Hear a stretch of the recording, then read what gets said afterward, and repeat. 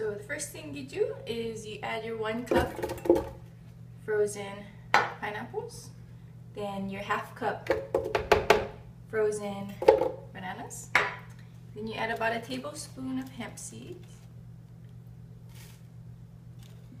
and then however much of the raw cannabis leaves you want to add. So I add about a handful. Okay.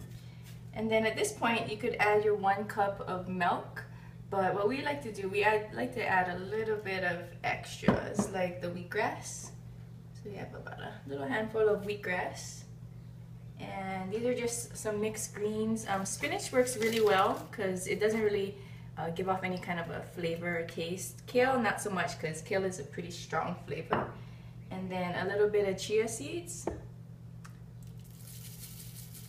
about a tablespoon, but however much you want. And then we'll add the liquid. That's about it. You mix it all up.